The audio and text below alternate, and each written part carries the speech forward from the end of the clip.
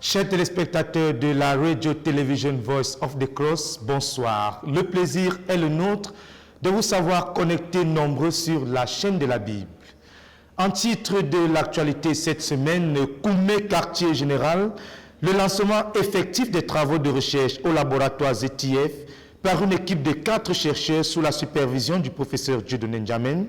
Toujours au quartier général, agapé spécial de l'équipe de construction le mardi 21 janvier dernier pour célébrer la main de l'Éternel qui a permis le développement infrastructurel du quartier général. Et enfin, la croisade de prière déterminante de 120 jours accompagnée du jeûne partiel de 100 jours se poursuit au quartier général depuis le jeudi 2 janvier 2020. C'était donc pour les titres, chers téléspectateurs. La suite dans un instant.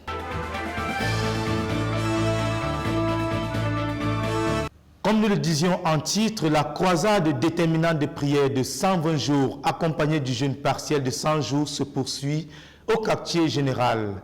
En cours depuis le jeudi 2 janvier 2020, le peuple est conduit et réaligné à la vision de Dieu à travers la parole, ceci pour garantir l'accomplissement du but de la phase 3 au niveau de la base, dans la nation et dans les nations. Écoutons plutôt le compte rendu dans ce reportage. Dans la suite des enseignements dispensés pendant la croisade déterminante de prière de 120 jours en cours à Koumé, quartier général, depuis le 2 janvier, l'orateur principal, le pasteur Théodore Andossi, a continué le dimanche 12 janvier en commençant par reconnaître du fond du cœur que le Seigneur a tellement fait pour nous et que nous lui serons à jamais redevables. Il a par la suite conduit les saints à rendre grâce à Dieu pour les sujets personnels. Ensuite, il a relevé le fait que lorsqu'on a été tellement béni, on bénit et Dieu bénit afin de produire des instruments de bénédiction. Pour ce, nous devons être des fleuves qui coulent vers les autres et non des lacs qui accumulent, car ceux qui croient sont comme des fleuves d'eau vive coulant jusque dans la vie éternelle. Le lundi 13, après avoir conduit les frères qui ont rétrogradé après la convention à prier pour être restaurés au Seigneur, le frère Théodore a partagé aux saints quelques bonnes nouvelles rafraîchissantes venant des nations après la convention, notamment au Mali, où le frère Jean-François Edoguet, missionnaire numéro 1, voulant envoyer les frères en retraite après la convention et poussé par l'esprit, a demandé à chacun de prêcher l'évangile à 1000 personnes avant d'aller en retraite. Ce, en vue de consolider les terrains gagnés durant la convention. Comme résultat de ce challenge, 139 personnes ont déjà prêché l'évangile à 1000 personnes chacune. Et plus étonnant encore, l'on a enregistré 2 frères qui ont prêché l'évangile à 1000 personnes chacun en un jour. Le leader a également partagé au sujet de l'œuvre au Canada, où les saints ont pris une retraite de 60 jours après la convention, où chacun des délégués qui a été à la convention donne un rapport de ce qu'il a reçu pendant la convention pour mettre à jour ceux qui n'ont pas pu faire le déplacement. Par la suite, le frère Théodore a poursuivi en partageant une instruction qu'il a reçue du Seigneur. Ainsi, cette convention a résolument apporté à plusieurs la foi pour les âmes, la foi pour l'argent et la foi pour la vision que Dieu nous a donnée. Il est donc question de croire pour ne pas être de ceux qui voient les miracles et n'en bénéficient pas à cause de l'incrédulité. Le mardi 14 janvier, c'est poussé par l'esprit une fois de plus que le pasteur Théodore Andossi a insisté pour que les saints qui ont rétrogradé après la convention viennent prier pour être restaurés par le Seigneur. Écoutant les prières des saints, le frère Théodore a tenu à préciser le fait que la régression n'est pas une affaire de sentiment. Il a poursuivi en ressortant le fait que lorsque la discipline a été perdue, on ne peut pas rattraper tous les terrains perdus d'un seul coup. Ainsi, si l'on veut un réveil authentique, il est question de cibler un domaine à la fois. Et parlant des 16 éléments de la vie chrétienne, il a encouragé les saints à commencer par le domaine où ils trouvent encore du plaisir et exagérer cela, car, a-t-il dit, cela va te rapprocher de Dieu et cette joie va te tirer vers les autres domaines. Ainsi, quand on veut revenir au Seigneur, il faut commencer avec une seule chose. Cette chose va ramener les autres. Le mercredi 15 janvier, revenant sur la question de la planification individuelle dans la phase 3, le frère Théodore a exhorté les saints à se tourner vers Dieu leur Père pour recevoir de lui quoi faire pendant la phase 3 en cours. Il a relevé le fait que, lorsqu'on reçoit des directives de Dieu, on agit avec plus d'assurance. Ainsi, après avoir partagé son expérience personnelle, il a invité quelques saints volontaires à venir partager les directives qu'ils ont reçues du Seigneur pour la phase 3. Par la suite, il a tenu à préciser la raison pour laquelle il a exhorté les saints à demander au Seigneur en expliquant le fait que un pas d'obéissance peut porter 1000 fois en avant sur toute planification quelconque. Ainsi, l'ambition ne peut pas nous porter aussi loin que l'obéissance le fera. Le jeudi 16 janvier, le leader marquant un temps d'arrêt dans la présentation au sein du besoin de planifier d'abord au niveau individuel, a tenu à reconnaître que nous avons peut-être mal commencé en débutant par les aspects extérieurs au lieu des transactions intérieures. Pour ce, il a invité ceux qui ont personnellement rencontré Dieu pendant la convention à venir partager cela, soulignant la vérité selon laquelle être disciple de Jésus est un alignement intérieur, une transformation intérieure et non une bataille avec les 27 éléments du message de Berthoud. Il a par la suite poursuivi en posant des questions fondamentales. Le vendredi 17 janvier, après une instruction donnée à l'équipe de conquête de l'église du quartier général, le frère Théodore a invité les saints qui ont reçu quelque chose de personnel pendant la convention à venir remercier Dieu. Par la suite, après avoir exprimé sa gratitude à Dieu qui nous a tellement soutenus pendant la convention, il a invité les saints à imiter les frères de Londres qui ont organisé une croisade de 40 jours, priant chaque jour pour le salut des non-croyants. Lui-même saisi par le fardeau de répandre l'évangile, dit « Il nous faut envahir les réseaux sociaux avec l'évangile ». Lors de l'opération Tempête du désert, les Américains bombardaient 11 000 missiles par heure avant que les Marines viennent ratisser le terrain. Ainsi, les traités sont comme nos bombes et les missionnaires sont comme nos Marines, a déclaré le frère Théodore, leader mondial de l'œuvre, en invitant l'équipe du département Internet et audiovisuel à se mettre à pied d'œuvre pour rapidement mener à l'existence cette tempête de traités sous toutes ses formes, à savoir la forme audio, sous forme de bandes dessinées, de documentaires audio et bien d'autres, très bientôt partout dans le monde. Le samedi 18 janvier, revenant sur le partage du pasteur Alphonse Tawet, sur le fait de préparer le chemin du Seigneur dans les cœurs à travers la repentance, le frère Théodore, endossé sous un ton ferme, est allé plus en profondeur sur la question par des illustrations simples, révélant son fardeau de voir les saints devenir un peuple pour qui la repentance devienne une chose normale, un chemin de retour pour l'intimité avec Dieu. De Koumé pour la RTVC, Dan Josué Molola Bekoum. Toujours dans le cadre de la croisade de prière de 120 jours avec la section de prière pour l'impact conduite par le pasteur Alphonse Tawet de l'église du quartier général qui transporte le peuple dans une révision approfondie du message dispensé lors de la convention à travers un décryptage des Écritures dans des études bibliques interactives. Le reportage de Jacques Coutier. La 12e croisade déterminante de prière et de jeûne est en cours au quartier général. C'est un moment de révision des enseignements dispensés par le pasteur Théodore Endossé à l'occasion de la 3e convention mondiale de la CMCI. Selon le programme, la période de 22h à minuit est conduite par le pasteur Alphonse Tawet et consacrée à la prière pour l'impact de la convention. Après les actions de grâce pour le message d'ouverture qui a été une véritable démonstration de la science infinie de Dieu et l'autorité des Écritures sur les systèmes de valeurs politiques, religieuses et philosophiques, le pasteur Alphonse Tawet a poursuivi son intervention en conduisant les saints dans les travaux dirigés sur le cours magistral dispensé pendant cet événement. Concernant le fait d'être disciple du Seigneur Jésus-Christ, le pasteur du QG a relevé que tout commence par le fait de croire à la personne de Jésus.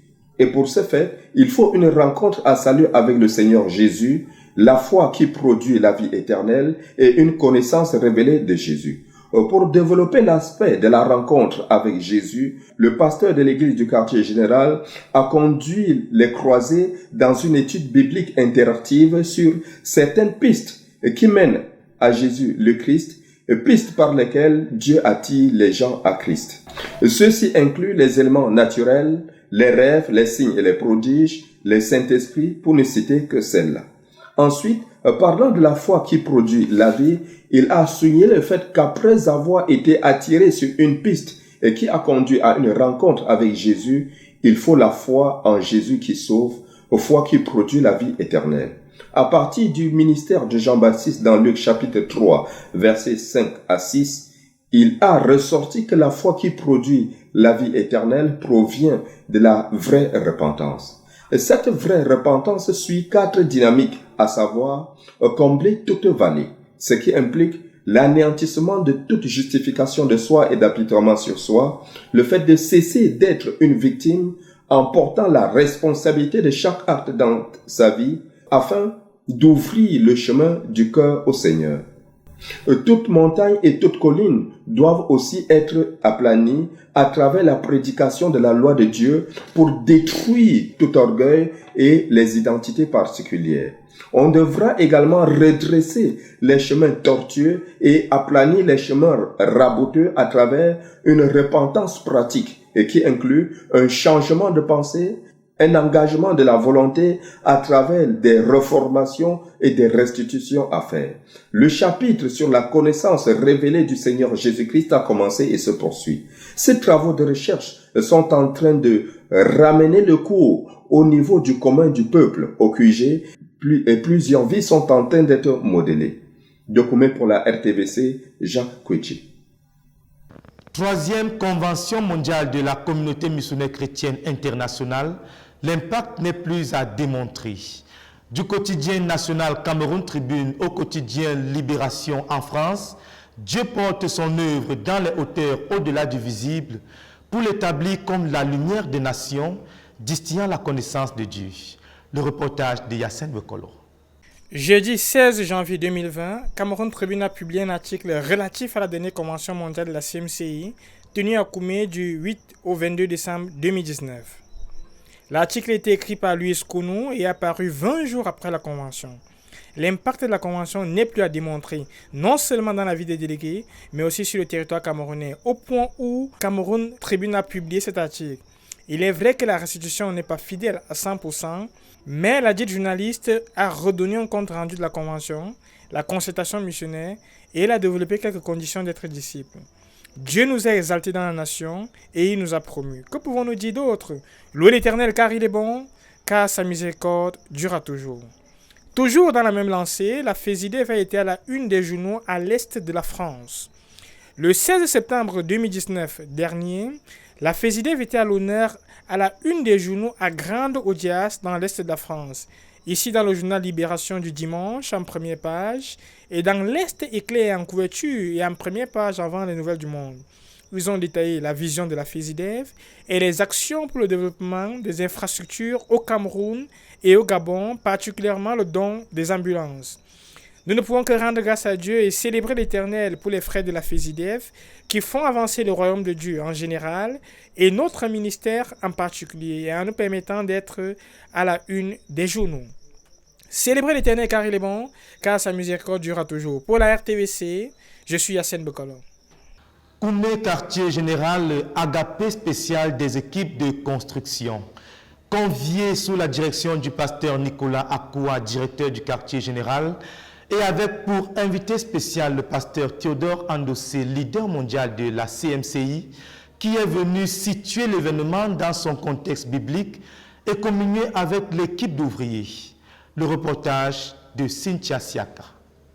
C'est dans un cadre romantique avec de la lumière tamisée que le pasteur Nicolas Akoua, directeur du quartier général, a convié les ouvriers sous son leadership à prendre part à une agape dans le restaurant situé au sein du centre d'exhibition à Koumé, quartier général de la CMCI. À 16h, les premiers convives prenaient déjà place.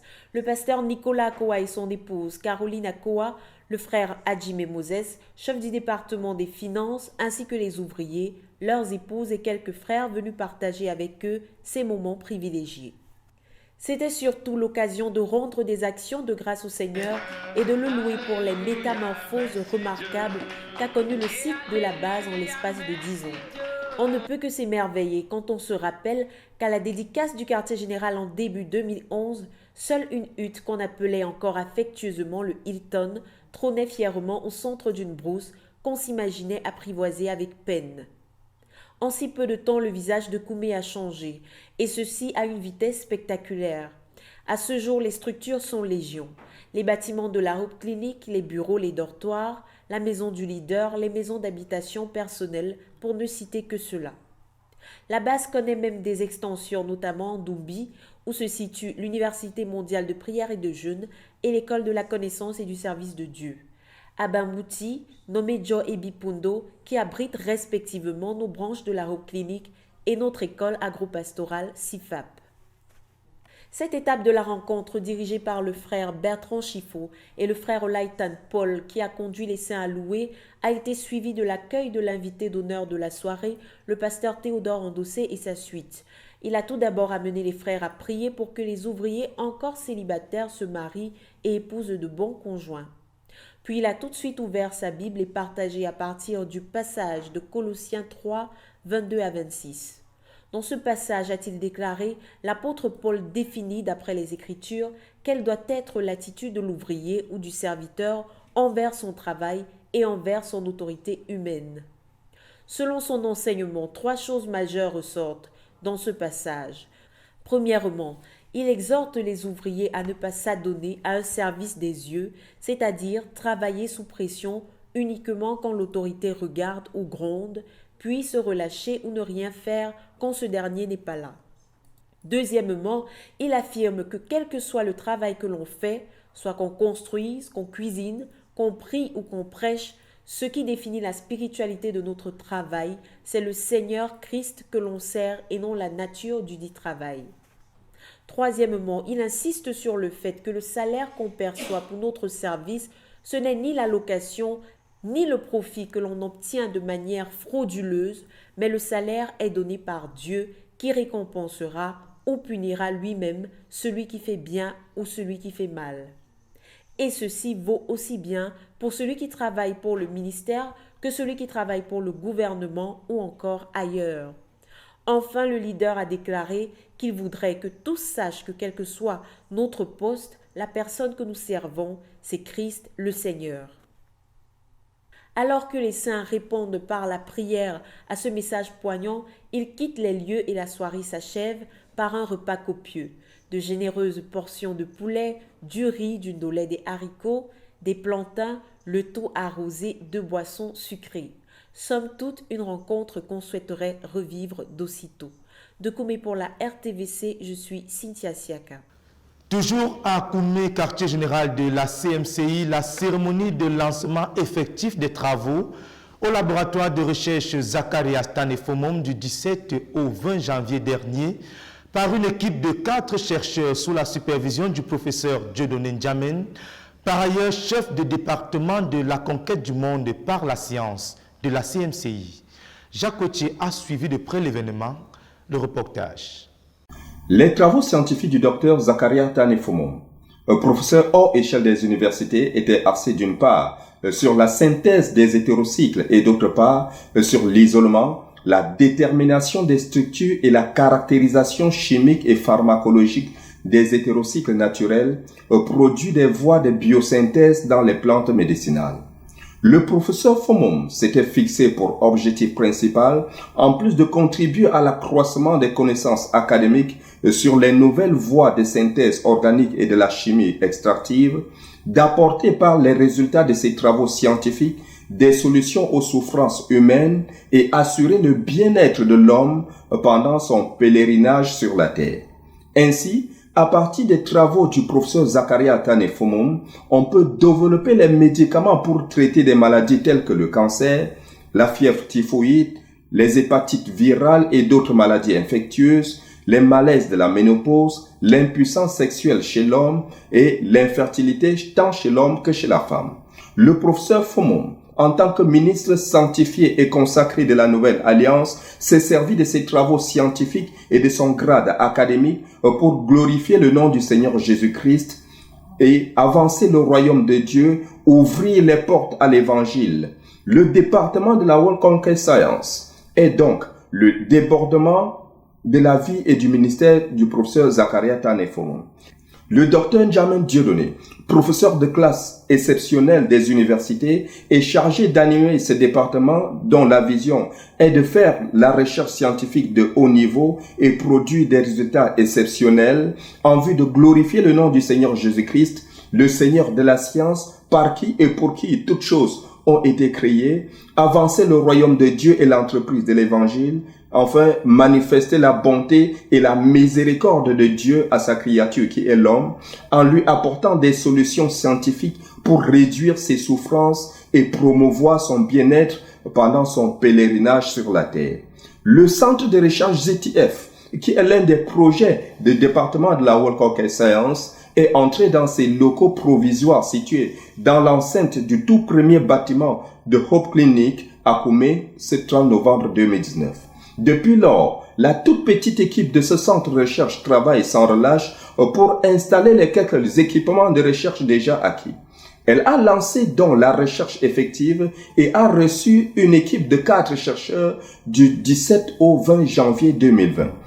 Le micro est étendu au responsable de ce centre et il a répondu, je cite, « Il est mieux de ne pas parler maintenant, mais de laisser les résultats parler. » Après avoir donné les instructions aux chercheurs, il est retourné au bureau travailler sur le but du centre de recherche pour le compte de l'année 2020, parmi lesquels figure une trentaine de médicaments à mettre sur le marché. À la question de savoir ce qu'ils ont besoin pour accomplir leur objectif, il a évoqué le besoin criard des ressources humaines et financières. Selon les prophéties, ce centre de recherche n'est qu'un faible commencement qui doit rapidement grandir et devenir une université avec plusieurs facultés sur un campus de plusieurs hectares. Et chacun des chercheurs a bien voulu nous livrer ses impressions par rapport au travail et au centre de recherche. Bonjour. Donc, moi, c'est le professeur Zing Stéphane de l'Université de Marois. Je travaille aussi en association avec le laboratoire de physiologie animale de l'Université de Yaoundé 1 sous la supervision du professeur Jamel Delimi. Donc, nous sommes ravis d'être accueillis ici dans le laboratoire du centre de recherche ZTF pour faire une extraction hydroéthanolique. Donc, nous sommes là depuis vendredi. Donc, c'est déjà le deuxième jour de travail et nous sommes satisfaits de la plateforme et de tout ce que nous faisons ici. Donc, je suis accompagné par certains de nos étudiants. Donc, je vous prie je vous présente. Elles vont se présenter elles-mêmes. Merci, bonjour. Moi, je me nomme Bakamiengwa Béatrice, doctorante en physiologie animale à l'Université de Yaoundé 1. Je travaille dans le laboratoire du professeur Ndiamel. Nous sommes ici pour l'extraction, comme le professeur vient de dire. Et nous sommes vraiment satisfaits. On ne peut que remercier nos professeurs, professeur Zing et professeur Ndiamel, pour avoir mis à notre disposition ces matériels. Vraiment, merci. Merci. Et cette période de travail s'est achevée autour d'un repas où chacun s'est bien régalé avant de reprendre la route. De Koumé pour la RTVC, Jacques Kouetché. À l'international, cette fois avec la CMCI Côte d'Ivoire qui a organisé du 6 au 16 janvier dernier une retraite des missionnaires nationaux convoquée par le pasteur Boniface Meigné, missionnaire numéro 1 pour motiver ses troupes et planifier l'accomplissement de leur but pour la phase 3, savoir 2 500 000 disciples dans 50 000 églises de maison. Compte rendu de Pascal Béorich, notre reporter à Abidjan. Le pasteur Boniface Meigné, leader de la CMCI en Côte d'Ivoire, a tenu une retraite avec tous les missionnaires nationaux. Du lundi 6 au dimanche 16 janvier 2020, au siège de la CMCI Côte d'Ivoire, cette retraite a été l'occasion pour le pasteur d'encourager et motiver chaque missionnaire dans le travail à abattre pour assurer l'accomplissement du but de la 3e phase pour ce qui concerne l'œuvre en Côte d'Ivoire, à savoir 2 500 000 disciples dans 50 000 assemblées de maisons. Ce fut de riches moments de méditation portant sur les secrets pouvant favoriser le succès de chacun sur les différents champs de mission. Un temps de planification du travail à faire tout au long de l'année dans l'esprit de la 3e phase qui demande beaucoup de foi et de travail dur à chaque conquérant vu l'immensité des résultats à produire comparé au délai imparti. Dans ce sens, le pasteur Meigné a invité les missionnaires à exagérer dans tout ce qu'ils ont toujours fait jusqu'à ce jour. Conformément au message reçu par l'Église au cours de la Convention mondiale, le pasteur a aussi exhorté les missionnaires à revenir à certains éléments fondamentaux de la formation des disciples. Être disciple n'est pas porter le sac de quelqu'un. C'est être comme cette personne-là, en esprit et en vérité. C'est s'identifier à la personne, à son appel. C'est décider que tu peux perdre ton foyer, ta vie, parce que tu ne suis pas Jésus, hein, la personne qui est devant toi. Quand quelqu'un n'a pas de disciples, ça veut dire que son moi est sur le trône. La personne est comme les épines. Sa vie chasse les gens. Quelqu'un qui n'est pas suivi n'est pas normal, que personne ne nous trompe. Il est dit que ceux qui ne portent pas de fruits ne demeurent pas en Jésus. Ceux qui demeurent en lui portent des fruits. Et tes disciples doivent devenir aussi des faiseurs de disciples. Il a dans ce sens mis l'accent sur la nécessité de bâtir des disciples par l'impartition découlant du modèle de vie de chaque missionnaire. À ce niveau, les missionnaires ont été invités à vivre la vie de Jésus de manière pratique, permettant ainsi à leurs disciples de voir à travers leur vie ce qu'ils devraient être et ce qu'ils devraient faire. L'un des points marquants de la retraite a été le compte-rendu de chaque missionnaire présenté à l'Assemblée. Chacun d'eux a eu l'opportunité de donner les nouvelles de son champ de mission, présentant le bilan des années écoulées, tout en annonçant la planification pour cette année 2020. Cette retraite, qui a été un grand moment de communion fraternelle et de renforcement des liens de famille, s'est conclue le dimanche 12 janvier par une réception festive et restauratrice donnée par le couple Meignet à tous les missionnaires. Ça a été vraiment un moment de communion fraternelle, de retrouvailles. C'était vraiment merveilleux. La preuve, nous nous retrouvons ici chez le leader pour un dîner. Nous sommes vraiment dans la phase 3. Ça veut dire que la phase 3, c'est la phase des choses exceptionnelles. Ce jour, cette réception, vraiment, c'est le couronnement de tout. C'est vraiment une grâce pour nous d'être à table avec notre dirigeant, notre père. Après tout ce temps-là, c'est vraiment un couronnement merveilleux. Pour moi, je vois cela comme un acte pour nous dire, mes enfants, je vous aime, je suis avec vous, je vous soutiens, je vous encourage à aller gagner les âmes. Et ça nous encourage, ça nous galvanise. Et quand nous allons partir, nous promettons à toute la nation que nous allons poser des actes qui vont glorifier toute la communauté. Unis autour d'un repas, les missionnaires se sont réjouis avec leurs dirigeants. Un moment qui fut une obéissance au message donné par le leader Théodore Ondossé au cours de la concertation des dirigeants. À Koumé, dans la communication de la vision, le leader mondial a tracé des sillons. Il a donné les caractéristiques d'une œuvre qui peut prospérer dans la troisième phase. Et parmi ces caractéristiques, il y a la communion fraternelle autour d'un repas. Pas dans un cadre de causerie, mais communion fraternelle autour d'un repas comme tout à l'heure. Bonne heureuse année 2020 et bon appétit. Vu la grande responsabilité des missionnaires dans l'accomplissement des grands défis rattachés à la phase 3 de l'œuvre, cette retraite a été l'occasion pour le pasteur Meignet de témoigner la valeur et l'intérêt qu'il accorde à leur investissement sur les champs de mission. C'est avec beaucoup de joie et de satisfaction que les missionnaires ont accueilli cette première retraite avec le pasteur Meignet. Le Père est venu tout à l'heure dans sa prise de parole. Il disait que c'est ce que le frère Théodore avait dit pour que la phase 3 plus est atteinte. Un des éléments qui va faire booster la phase 3, c'était la communion fraternelle. Et qu'il fallait amener à l'existence cette vision, la matérialiser, la vivre. Et donc pour lui, le frère Meignet, c'est une manifestation réelle. Il touche du doigt cela. Et pour lui et pour moi, quand je regardais mes impressions, il est en train de s'aimer un modèle que les missionnaires, les anciens doivent aller répéter pour que la vie soit dans tout le corps de la CMCI pour atteindre l'objectif de la phase 3.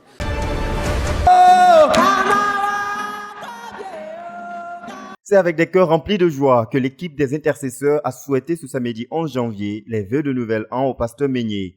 Tenu au siège de la CMCI Côte d'Ivoire, cette cérémonie a été l'occasion pour les intercesseurs de réitérer leur profond amour au couple missionnaire et surtout renouveler leur engagement auprès du pasteur Meignet en vue du succès de la troisième phase.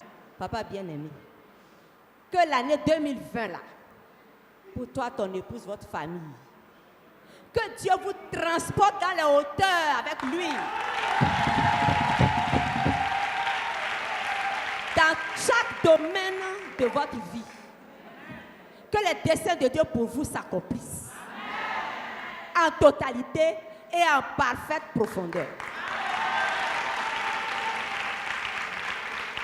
Que le send-off, la prophétie de votre send-off s'accomplisse en totalité. Avec beaucoup de gratitude, le pasteur Meignet a reçu ses vœux qui lui ont été traduits à travers un don symbolique. Après avoir exprimé sa reconnaissance pour ce geste bénissant à son endroit, il n'a pas manqué de bénir cette vaillante équipe. Au nom de toute la famille Meignet, je vous exprime notre profonde reconnaissance. Si quelqu'un se lève contre vous, Dieu se lèvera contre lui. Si quelqu'un fabrique une arme contre vous, Dieu suscitera quelqu'un pour la briser. Dieu ne viendra même pas perdre le temps pour combattre lui-même. Il va susciter quelqu'un comme lui pour briser ça. Nous venons de faire les vœux de fin d'année. En tant que chaîne de prière, c'est une équipe d'au moins 250 personnes. Nous sommes venus souhaiter nos vœux aux dirigeants et à son épouse, ainsi qu'à toute sa famille. Nous sommes bénis, je suis heureuse parce que je sais que Dieu est avec nous. Parce que nous faisons partie de la race de ces personnes qui veulent apporter la tranquillité aux dirigeants. Afin que le dirigeant soit réjoui pour émerger avec Dieu, qu'il y ait la paix dans sa vie, dans son foyer. Nous contribuons à son succès. Donc je suis très heureuse pour le fait qu'il se soit rendu disponible malgré ses nombreuses occupations et le fait qu'il a agréé les dons. L'Église de Côte d'Ivoire est engagée depuis le 1er janvier 2020 dans une croisade de jeûne et de prière pour la nation, obéissant au passage des Écritures invitant le peuple de Dieu à prier pour le bien-être de la ville où elle est emmenée en captivité, selon Jérémie 29, le verset 7.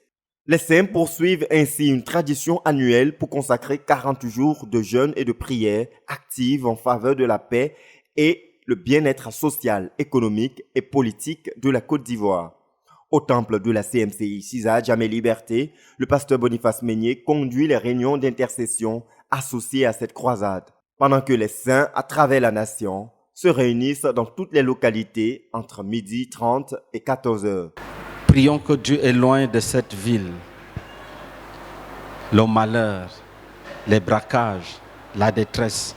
Et maintenant, après cela, tu pries pour les villes du nord, tu pries pour les villes du sud, tu pries pour les villes de l'est, tu pries pour les villes de l'ouest, tu pries pour les villes du centre. Que dans chaque ville, il règne la paix, la paix, la paix, la justice. Prions ensemble. Notons que la prospérité de l'Évangile et la liberté pour travailler à l'expansion du royaume de Dieu sur toute l'étendue du territoire est l'objectif majeur poursuivi par cette croisade de jeûne et de prière pour la nation ivoirienne. Chers téléspectateurs, nous sommes parvenus au terme de cette présentation. La croisade se poursuit au quartier général et la poursuite du but de la phase 3 est lancée dans l'œuvre globale. Restez connectés sur la Radio Television Voice of the Cross. Rendez-vous la semaine prochaine. Que Dieu vous bénisse.